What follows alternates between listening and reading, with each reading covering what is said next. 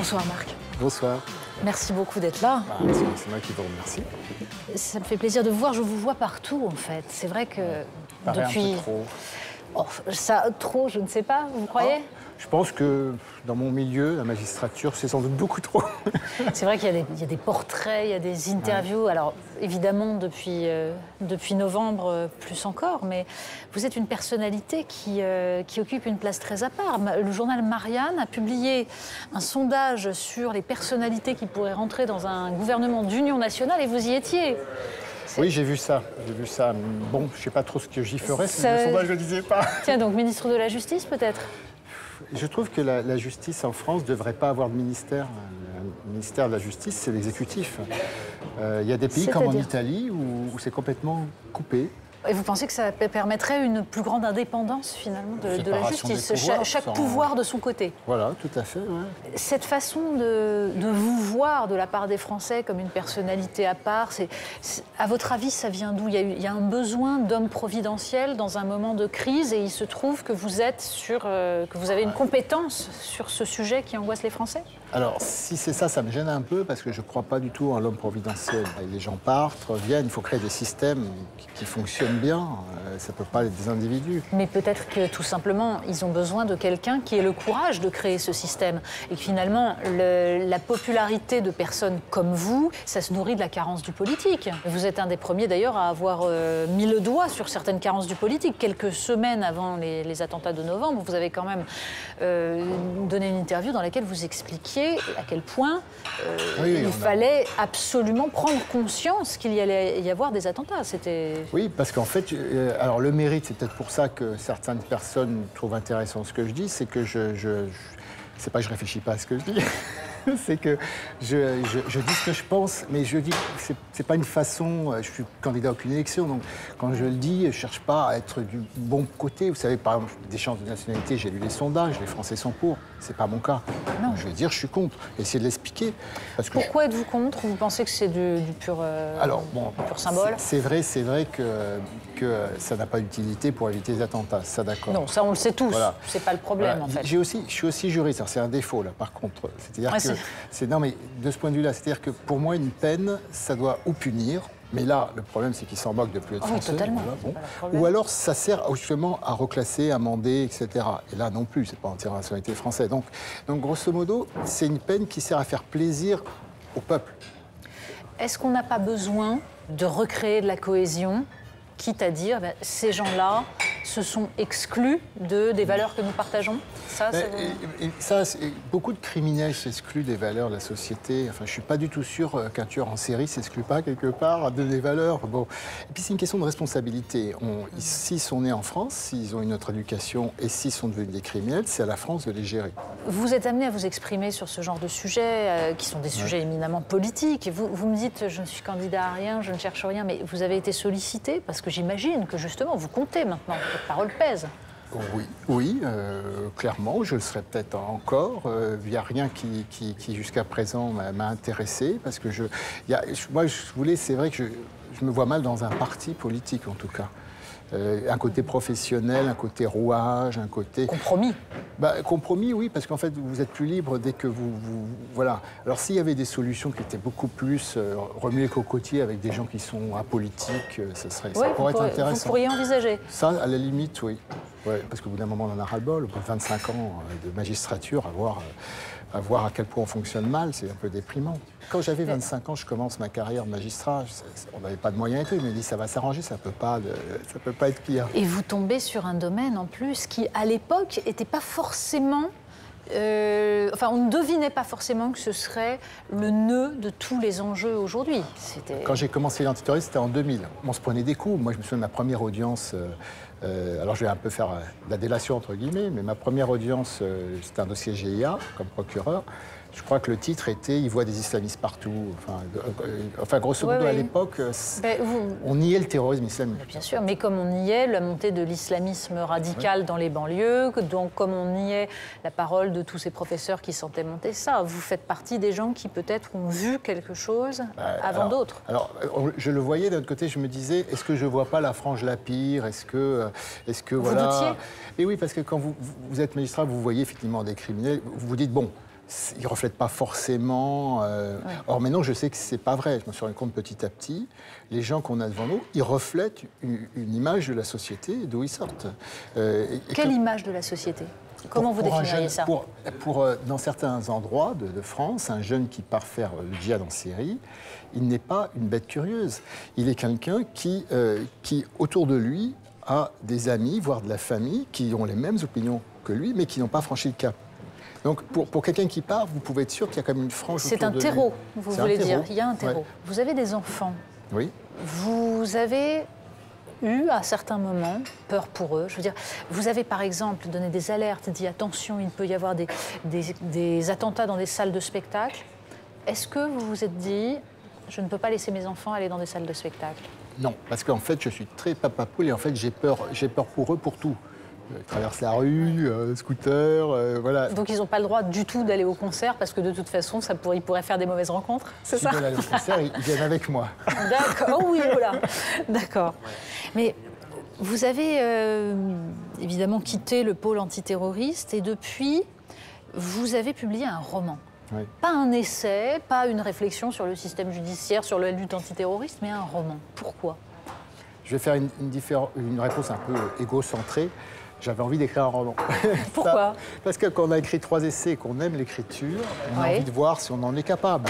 Ça, c'est une première raison. La deuxième, c'est que me tenait à cœur le sujet de la confrontation entre les arts et le fanatisme religieux. Et la troisième chose, c'est que sur certains aspects de ce roman, notamment tout ce qui est le processus de radicalisation d'un jeune, c'est très psychologique comme ressort. On a vraiment envie de comprendre comment ça peut lui venir par rapport aux autres personnages, les influences.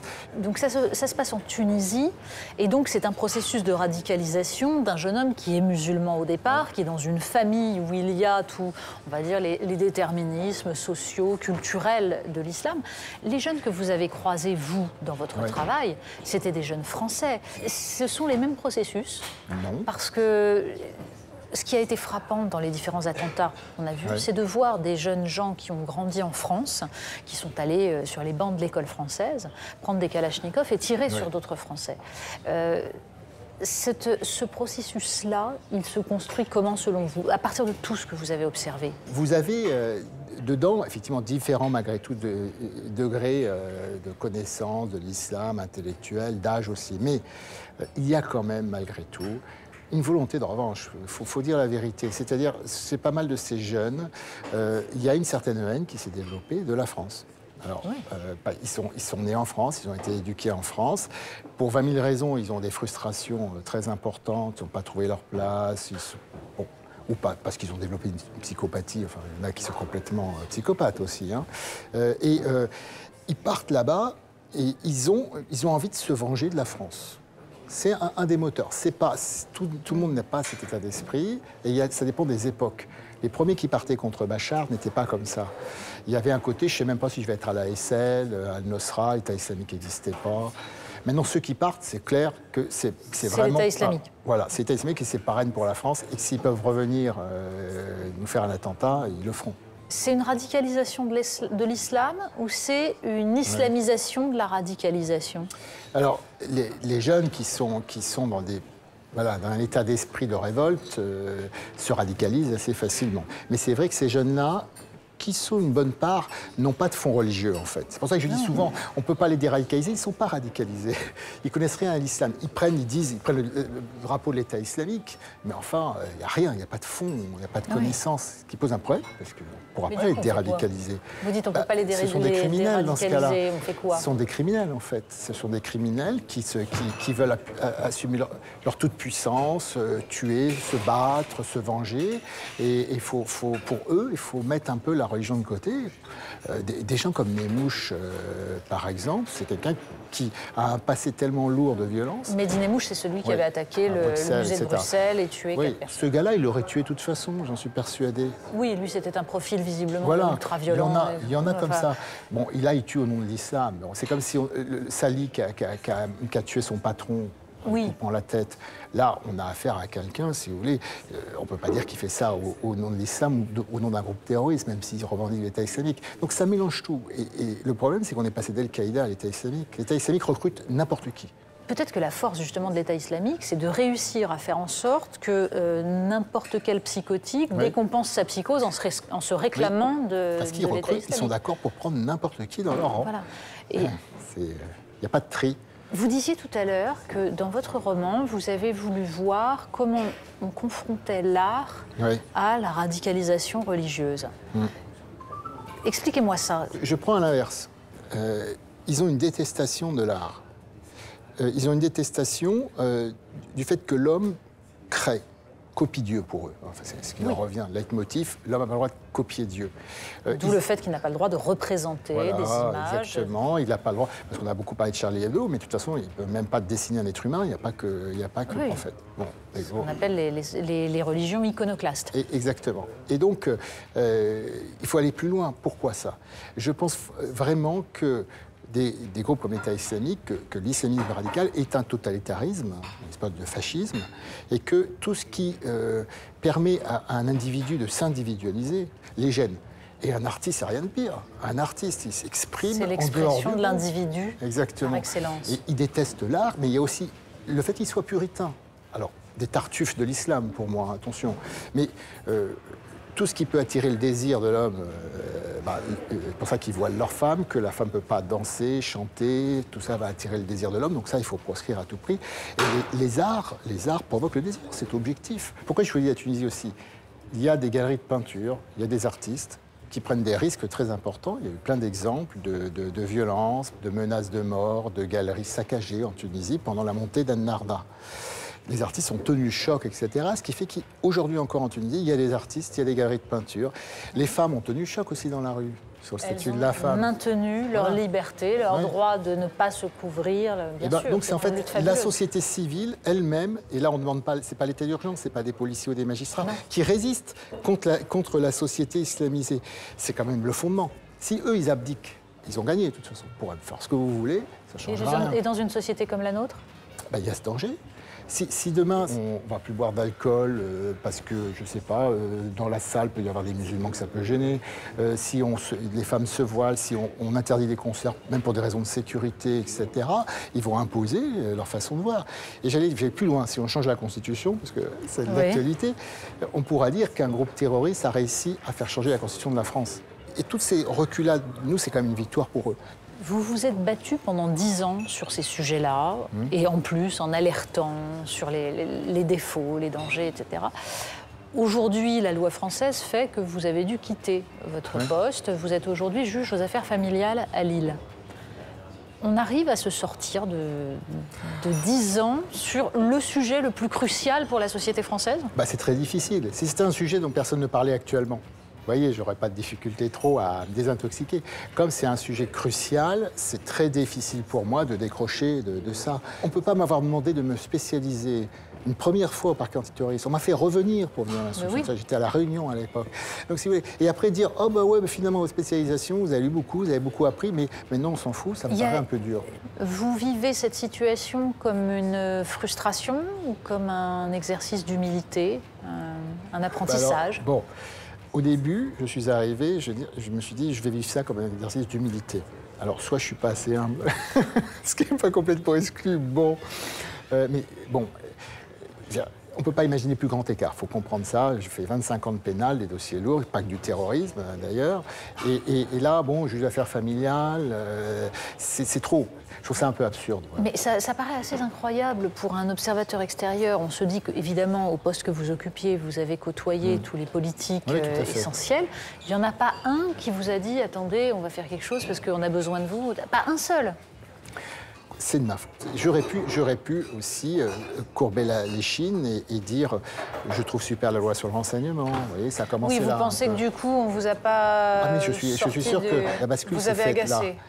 La loi sur le renseignement, je ne l'admettais pas et on m'a demandé mon avis et j'ai vu, notamment Bernard Cazeneuve, on a discuté. J'ai dit, moi, c'est trop dangereux sans contrôle d'un juge de laisser des services de renseignement rentrer chez les particuliers, mettre des micros. Il faut des mesures importantes, il ne faut pas priver de ces possibilités, mais il faut quand même un contrôle, parce que, pareil pour l'état d'urgence, parce que sinon on risque d'avoir, que ça soit utilisé pour autre chose que pour lutter contre le terrorisme islamique, tout simplement. On a bien vu avec des écolos assignés à résidence pour pendant la COP 21. Est-ce que Oui, franchement, oui, ça, est-ce qu'il y a un rapport avec le 13 novembre? Je ne vois pas beaucoup le rapport. Mais vous voulez dire par là que dans le gouvernement actuel, il y a des gens qui trouvent que finalement, il vaut mieux ne pas vous avoir dans les pattes plutôt que d'utiliser votre expérience et puis aussi votre notoriété, votre figure médiatique. Non, mais c'est sûr qu'il doit y en avoir. Sinon, certainement, on m'aurait fait des propositions.